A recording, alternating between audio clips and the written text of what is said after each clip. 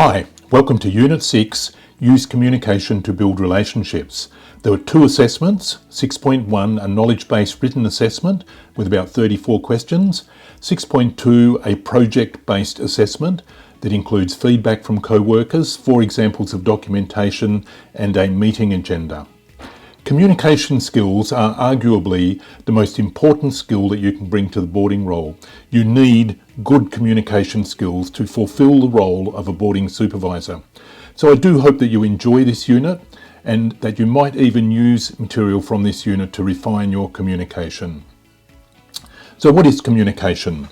Communication is the exchange of information between individuals by means of speaking, writing, signs or behaviour.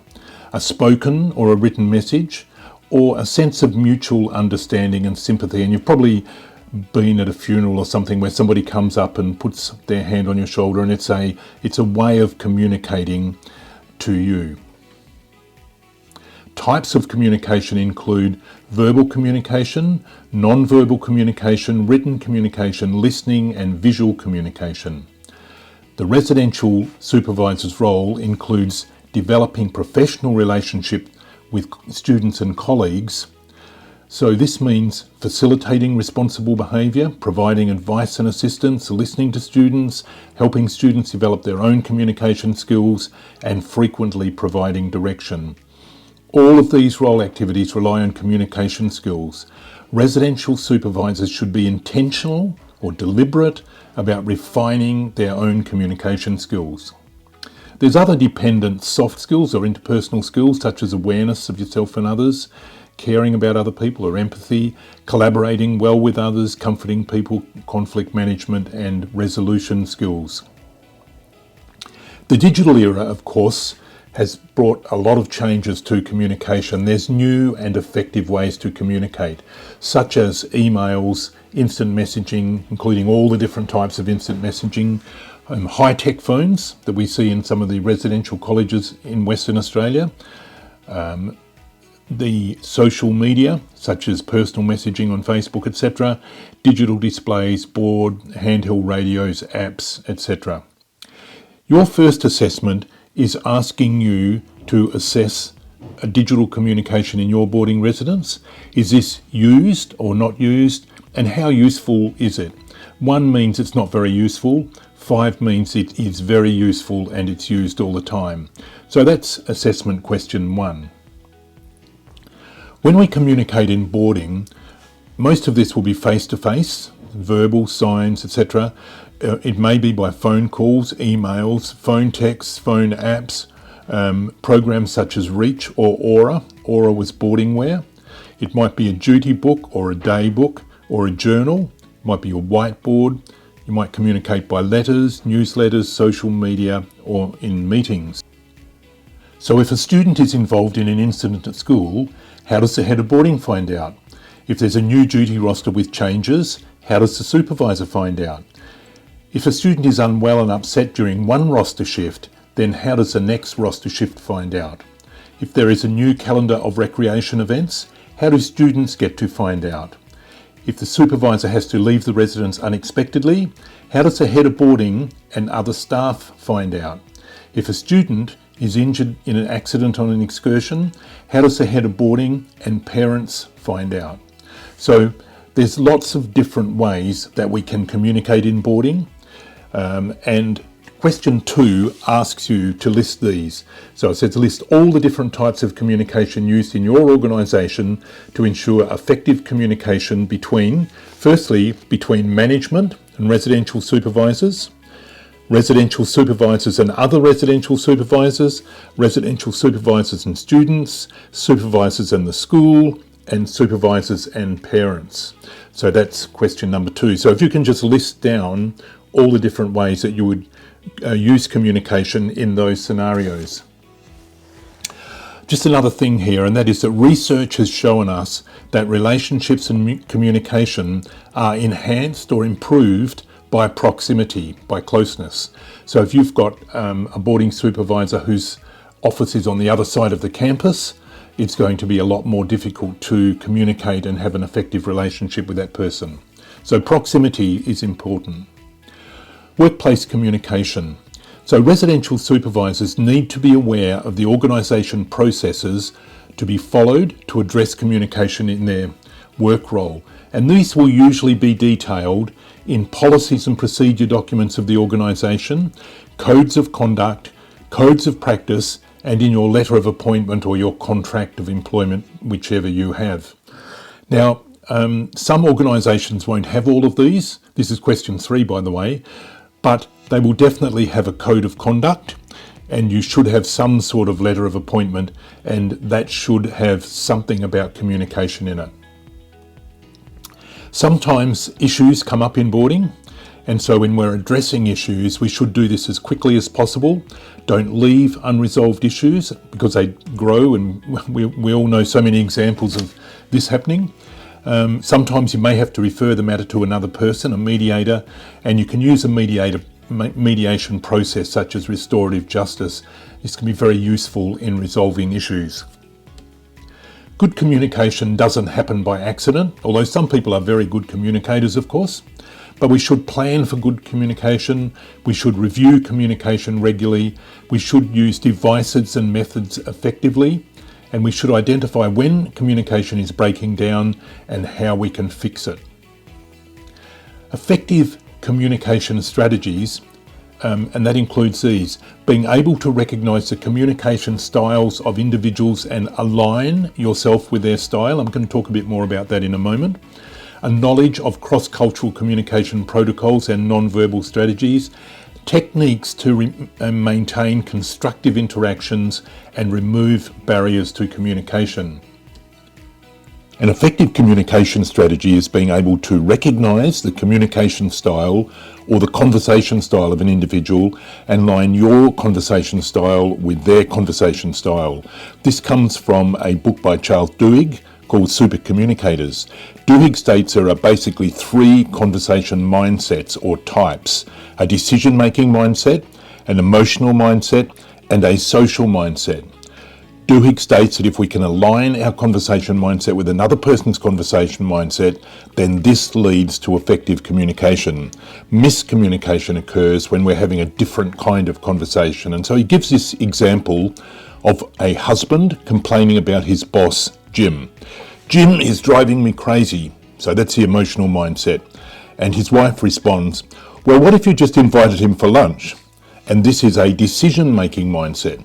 The husband says, I don't want you to solve this, I just want some empathy. And he feels his wife doesn't really understand. So you can see they're coming from different mindsets. Duhigg says that sometimes we may need to ask the other person what they're wanting from the conversation. Are you just wanting to vent? Do you want some practical suggestions on how we could fix this? And so that's the book by Charles Duhigg. I recommend that you have a look at that book, buy that book, or borrow it if you can, but it's very worthwhile. Let's look at respectful communication. We're working with a diverse range of people. Communication must be respectful and accept individual differences. Communication should also support individual rights. Person-centered communication recognises the individual as a whole person and responds to the person's feelings, preferences and needs. It's holistic and considers more than just the message to be communicated and is empathetic to the receiver's feelings and needs. Rights-based communication considers a person's rights and ensures that the communication is consistent with their rights. It seeks to empower people and encourage participation and equality. It's non-discriminatory. Okay, so let's have a look at group processes and group dynamics. Group processes are how a group behaves, how the group interacts with each other, how decisions are made, how problems are solved, and how the group communicates. Group dynamics is a system of behaviours and psychological processes occurring within a social group, so that's intra-group dynamics, or between social groups, inter-group dynamics. Group processes and dynamics are important because they allow a functional, efficient group that's achieving their objectives, optimal communication processes, and early identification of problems. Let's look at collaboration and confrontation. They're basically the opposite of each other. Confrontation is the act of confronting or challenging a person, especially face to face. In confrontation with another, you are openly opposed in your views or your conduct, resulting in an open dispute or disagreement between you. Collaboration is the action of working with a person or group to produce something or resolve something. It means you're in a state of agreement and you are cooperating together. We want to look at communication boundaries and what are inappropriate behaviours as far as communication is concerned. What are the boundaries here? So these are inappropriate behaviours as far as conversation is concerned. So inappropriate comments about a young person's appearance, including excessive flattering comments. And that's because excessive flattering comments look like grooming. Inappropriate conversations or inquiries of a sexual nature. Disrespectful or discriminatory treatment or manner towards young people based on their perceived or actual sexual orientation. Use of inappropriate pet names, again it looks like grooming. Vilification or humiliation. Jokes or innuendo of a sexual nature. Obscene gestures and language. Personal disclosure, discussing personal lifestyles or details of self, other staff or young people. I need to point out here that in establishing relationships, professional relationships with young people, one way to do this is to share some detail about yourself. So you might say, my name is Steve, I have 4 children and we've got a dog called Bo, and the Eagles are my favourite team. So you might say something like that. So this personal disclosure is not referring to that. This personal disclosure is where you're talking about something like your relationships, sexuality, your needs, those sort of things, that sort of personal disclosure, and that is inappropriate when talking with young people. So they're communication boundaries and inappropriate behaviours. We want to look now at strategies for resolving conflict in the workplace. And there's a few strategies here. You can talk with the other person, focus on behaviour and events, not personalities, listen carefully to the other person, try to understand the other person's perspective, identify points of agreement and disagreement, prioritise the areas of conflict, develop a plan to work on each conflict, follow through on your plan, build on your success, and view conflict as a learning opportunity. When we look at verbal communication, there are 3 parts. What we say, the verbal message, how we say it, the paraverbal message, and body language, the non-verbal message. So this is verbal communication, what we say, how we say it, and body language. So what makes a successful verbal message where the meaning in your head can be transferred across to another person and they have the same meaning? What makes a successful verbal message? Firstly, it's brief and to the point. Messages need to be well thought out. They need to be free of jargon, slang and acronyms. Australians have a lot of jargon and slang in their conversation. So we need to keep messages simple and clear.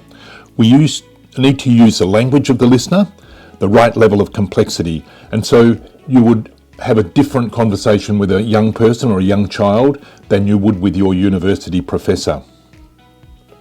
It needs to be non-confrontational, not critical, blaming, judging or accusing. It needs to have empathy, that's not detached but with empathy and not making the person lose face. It needs to be polite and considerate, not interrupting, talking over people or finishing other people's sentences. And we need to avoid unnecessary conversation fillers like and like. And we probably all do that. So that's a successful verbal message.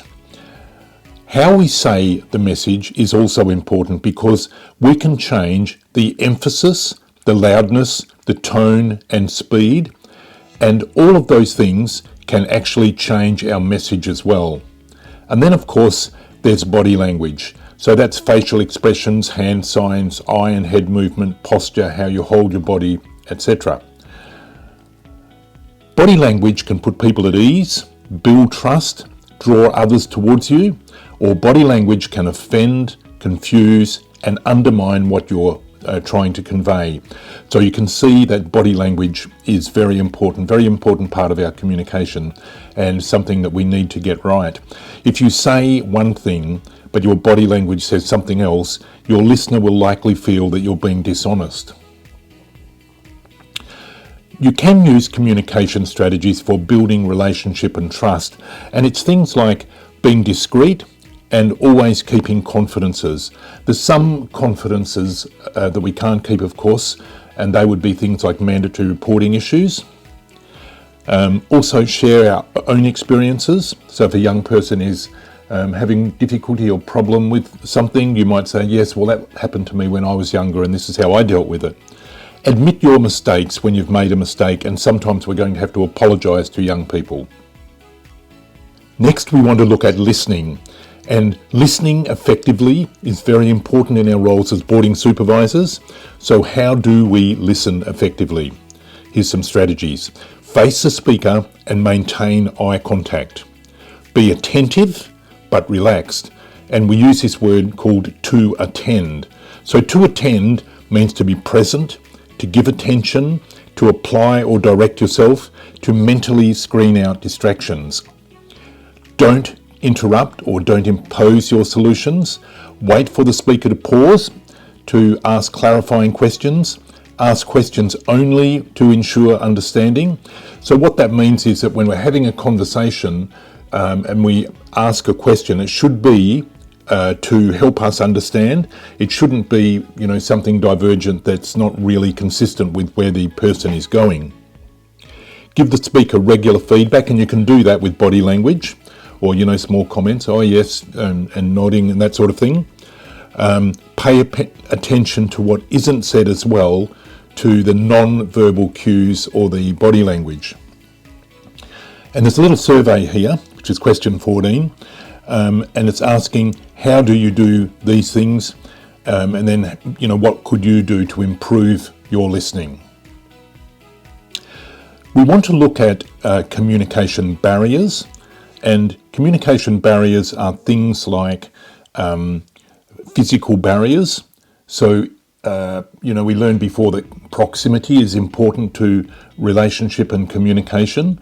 So if you have a physical barrier, so someone's locked away in an office or they're in a place on the other side of the campus, then that's a communication barrier. Perceptual barriers, where we see things differently. Emotional barriers, where a person may be very emotional about something.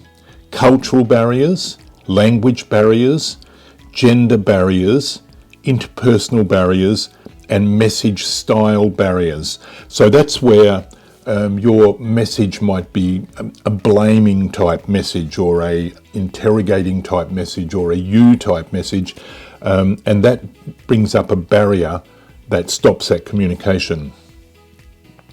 Sometimes we will have hostile communication, and as a school principal I used to have this occasionally with parents, where a parent would be very hostile. And sometimes you can even have it with a student, where a student might be very hostile. So how do we respond? The first thing is to stay calm and composed. Take a deep breath, maintain a neutral tone. So just staying calm and composed.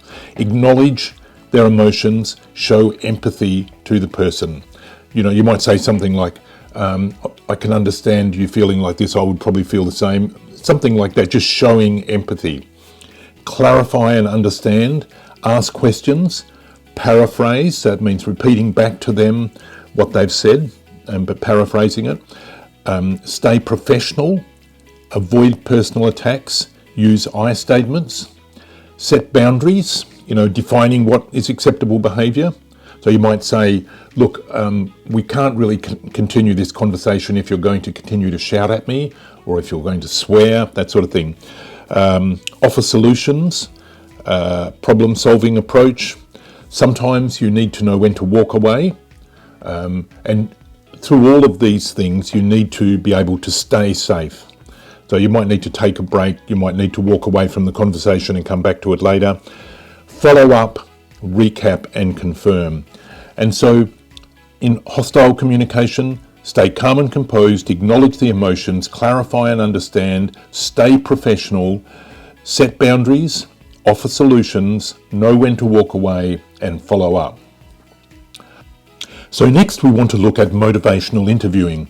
And I should point out that you may not actually use motivational interviewing. It's generally used by counsellors and psychologists in healthcare, addiction treatment, etc. But at least you should know what it is, and you can refer students on for motivational interviewing. Motivational interviewing is a client-centred counselling approach aimed at eliciting or drawing out and strengthening a person's motivation for change. It's widely used in healthcare, addiction treatment, and mental health counselling. The primary goals of motivational interviewing are to enhance that intrinsic motivation for change by exploring and resolving ambivalence. So if a person is ambivalent about something, so it might be drug use, so they might be, ambivalent, so they're not sure whether to go this way or that way. They're not sure whether to continue their drug use or to try to get off drugs altogether. So you enhance that intrinsic motivation for change by exploring and resolving their ambivalence or their undecidedness. You support clients in making their own choice and finding their own solution. So this is not imposed by the counsellor or the psychologist. It's where the client themselves is coming out with their own choices, finding their own solutions. Foster a collaborative and non-judgmental counselling environment that empowers clients. The principles of motivational interviewing are to express empathy, to develop discrepancy between where they want to be and where they are now. Roll with the resistance. So sometimes there's going to be resistance, but you can actually use that resistance and roll with it, and support the person's self-efficacy or their ability to deal with these issues themselves.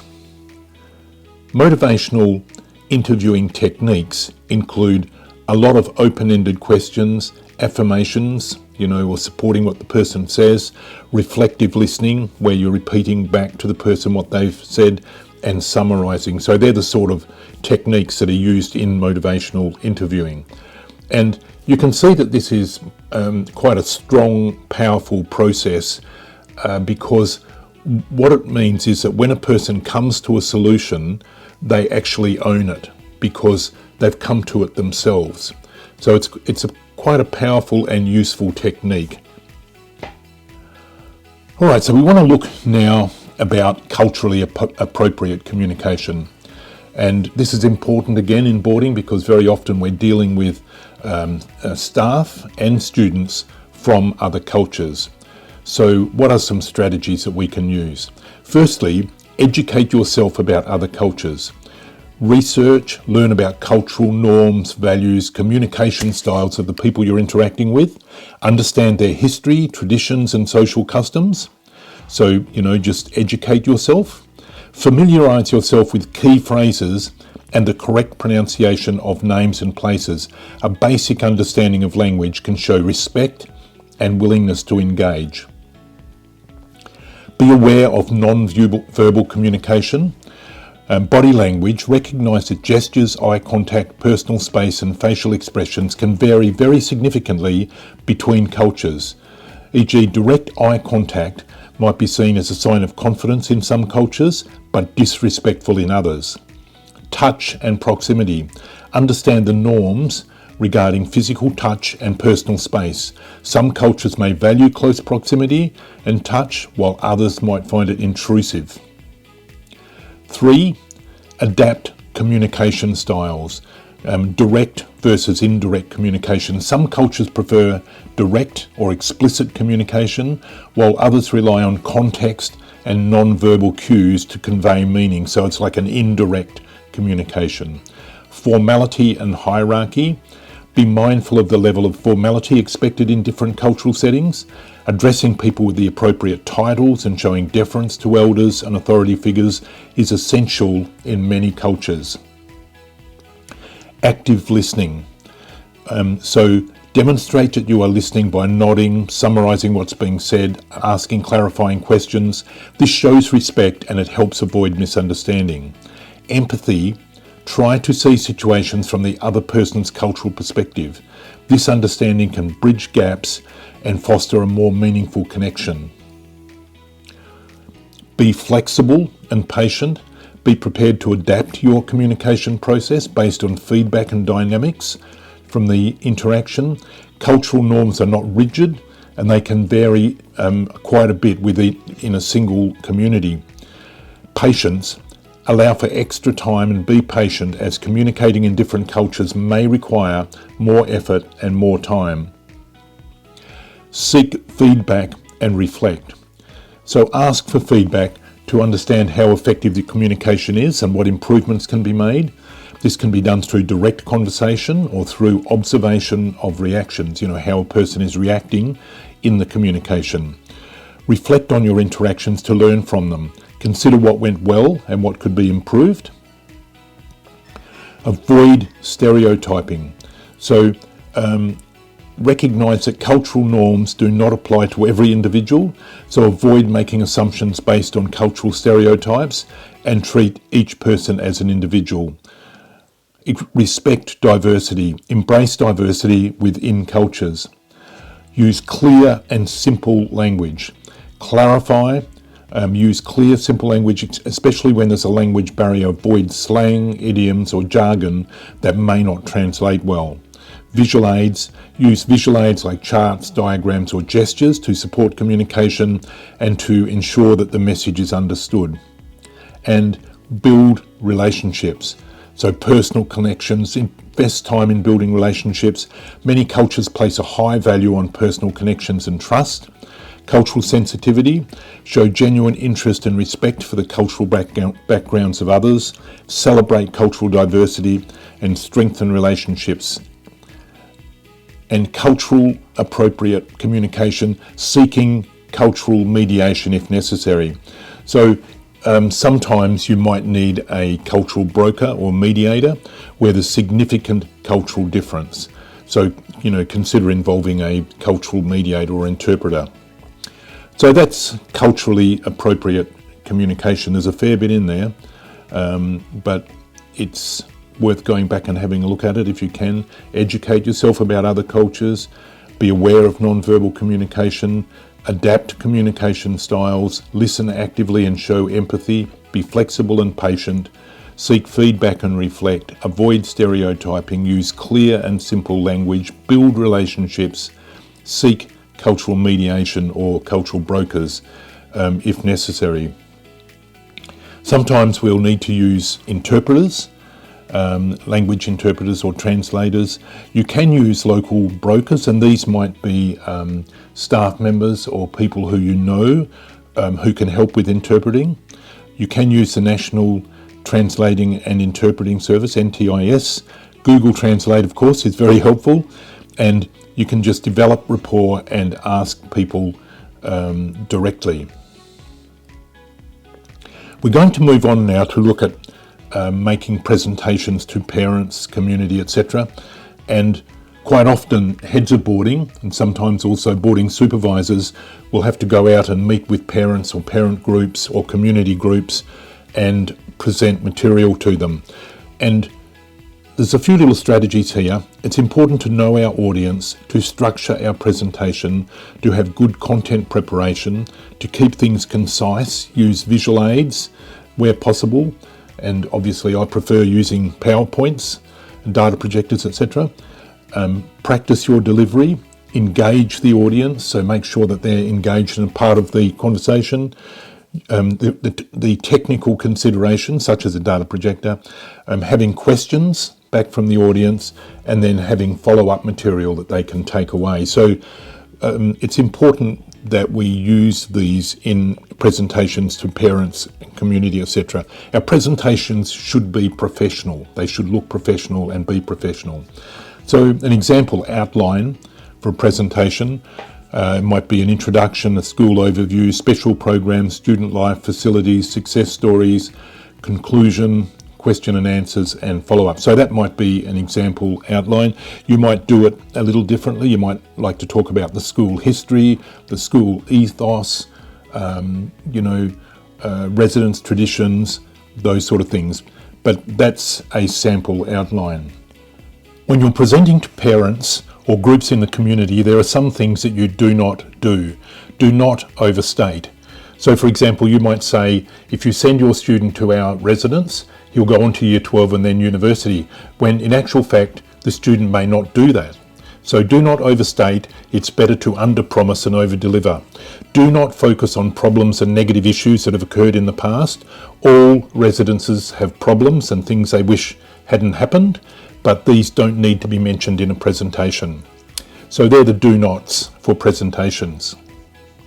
Sometimes we'll need to share information about a student to people like a psychologist or a counsellor or somebody else. You only do this with permission from the organisation or from parents, depending on the age of the students. You follow residents' privacy and confidentiality policy. Some residences have a sharing of information policy which says which information can be shared and how you can share it. We want to look at effective meetings. Good preparation, meeting technique and effective agendas can avoid wasted time, frustration, conflict and poor decisions in meetings. So let's firstly have a look at an effective agenda. So to have an effective agenda, you prepare it carefully and send it out early. Seek input from supervisors or anybody that's going to be involved in the meeting. Select topics that affect the entire group of resident supervisors. List agenda topics as questions that they need to answer. Note whether the purpose of the topic is to share information, to seek input for a decision, or just make a decision. If the purpose is to make a decision, then state the decision-making rule. Estimate a realistic amount of time for each topic.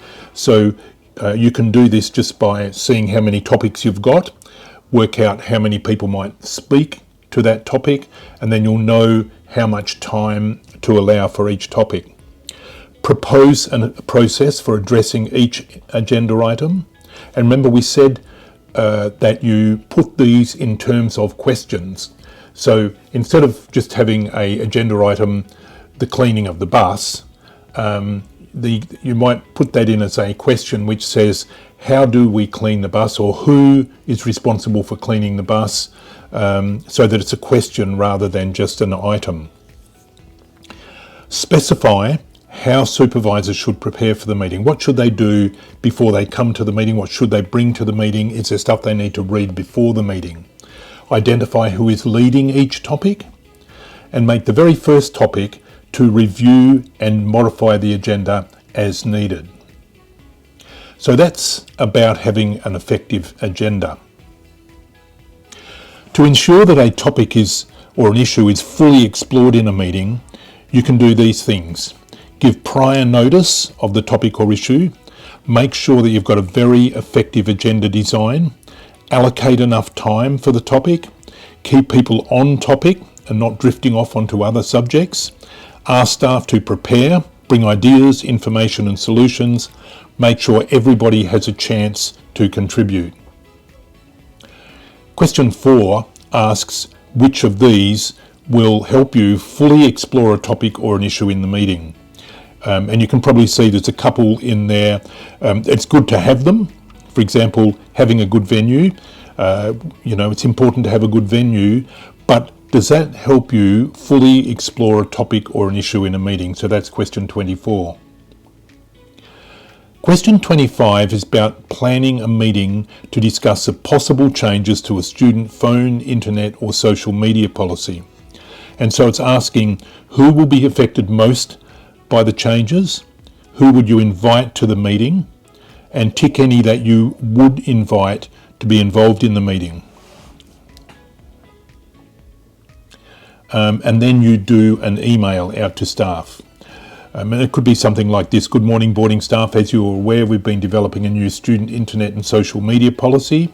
We have a draft copy available attached below for you to check if you agree with it. We have scheduled a meeting to discuss and finalise it next Tuesday from 9 to 9:45 in the staff room in girls' boarding. Could you please prepare for the meeting by reading the policy carefully and coming with a list of any points you're unhappy with or unsure of. This is a meeting for all boarding staff. Please let me know in writing by Friday if there's a reason you cannot attend. So, question 26, the email should be something like that. You'll change yours a little bit to suit yourself. We need to check communication needs of individuals, of the people who are in our meetings, to make sure that they can all participate fully. Can everybody see the board? Is the light okay?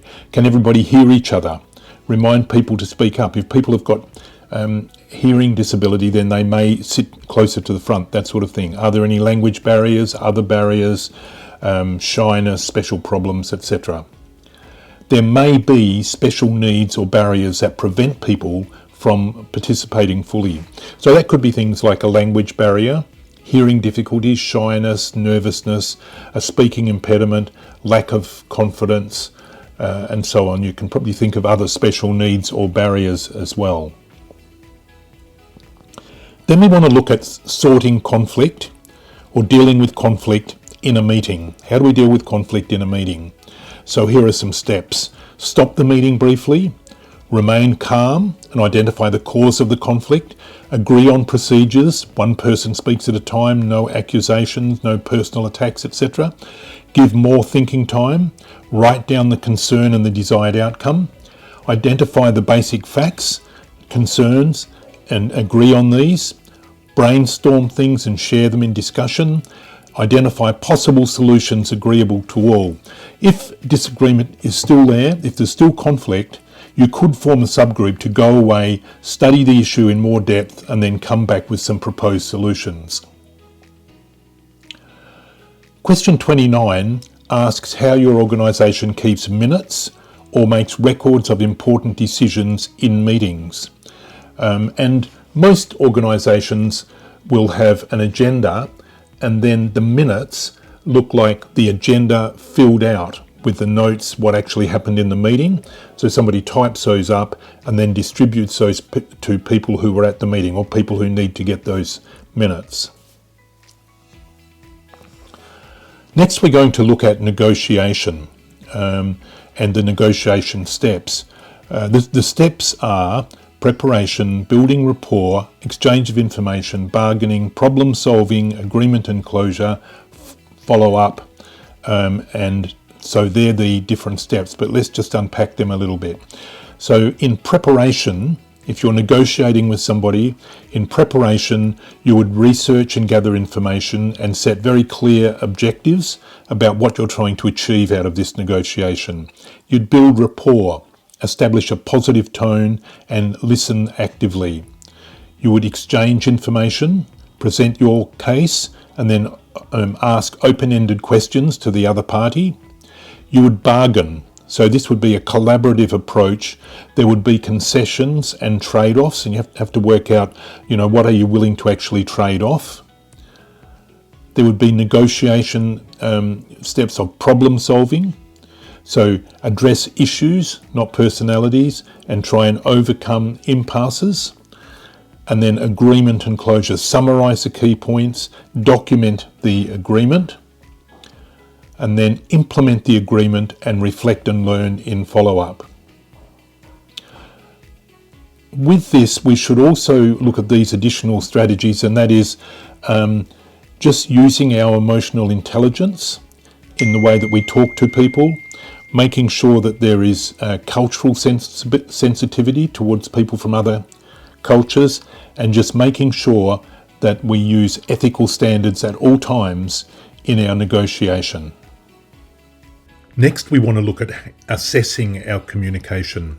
How can we know if our communication is effective? And here are some different ways. You can ask for feedback from colleagues. You could do a communication questionnaire or survey. It could be part of your appraisal. So most people have an appraisal done every year by their head of boarding, and it could be part of your appraisal. You could self-reflect, the self-awareness, think about your communication practice, or you could become aware that there are problems with your communication because of complaints or misunderstandings that occur, that happen.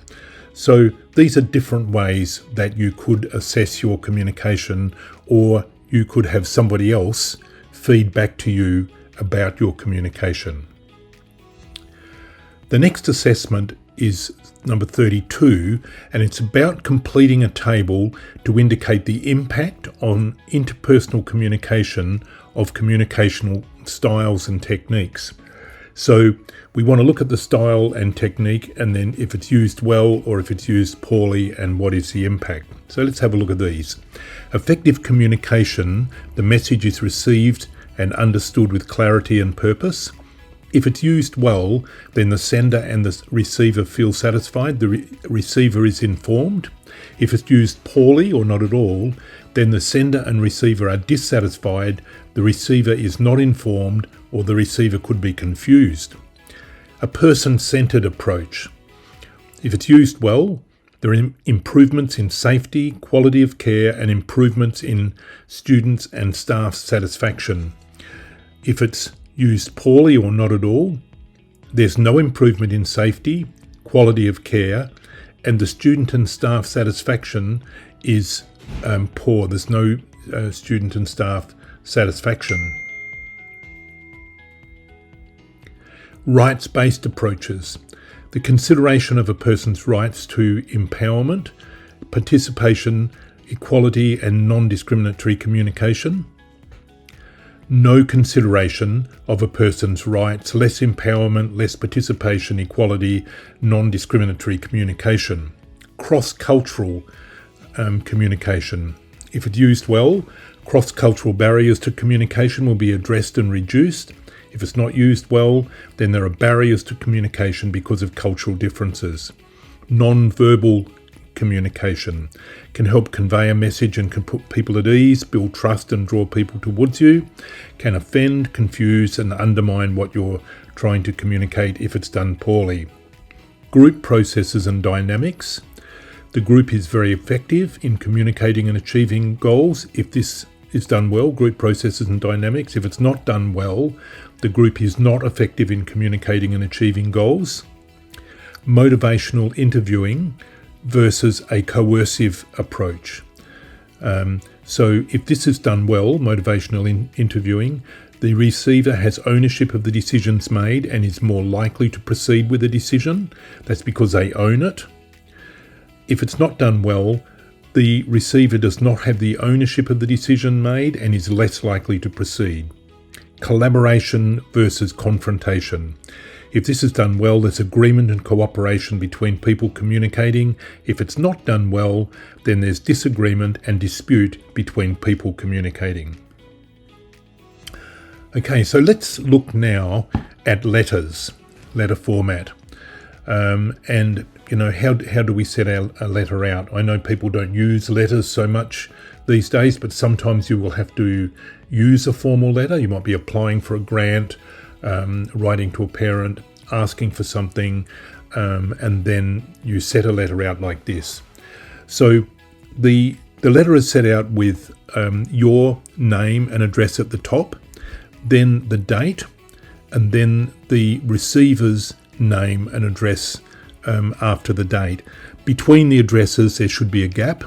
So address, gap, and then date, and then a gap, and then another address. Now the letter format should be like this. It should have three parts. It should have a short statement describing the purpose of the letter. There should be the detail of the letter, and then there should be a short closing statements. And often these short closing statements are making a request. And so let's just have a look at what that could be like. So let's just say, for argument's sake, that you are writing to a parent to ask them to contribute to an excursion, for example. So it might be, "Dear Mrs. Brown, I'm writing to you to ask you to contribute to Damien's excursion." And then in the detail of the letter, you would go into detail about the excursion, the costs of the excursion, why you need this amount of money for the excursion. And then in the short closing statement, you would be asking them to send the money and how to send it. So it might go into an account or something. And then you would close the letter with yours faithfully, yours sincerely, kind regards, depending on how formal it is. So for formal letters, I use yours faithfully or yours sincerely. For less formal letters, I would use kind regards or regards. So that's a letter format. And then we have email format or rules for effective emails. I know our emails are not always like this, but these are good rules to think about. Always explain things chronologically. Order by difficulty, so the easiest first. Be mindful of workflow, so don't have distracting items in the emails. If you're going to have a video link, have it near the end. Place links strategically in sections to nudge readers into clicking onto them only when ready. Avoid click fatigue with only the necessary links. Links reduce comprehension, so use them carefully. Do not underline text in emails. Use bold only for emphasis and organisation. Italics are used for placing a lighter touch on points of interest, not for whole sections of text. Make use of bulleted points and numbered lists to make emails easier to understand. And it's interesting that they say PS is the most consistently read part of any email. And so that's the end of Unit 6. Thank you very much.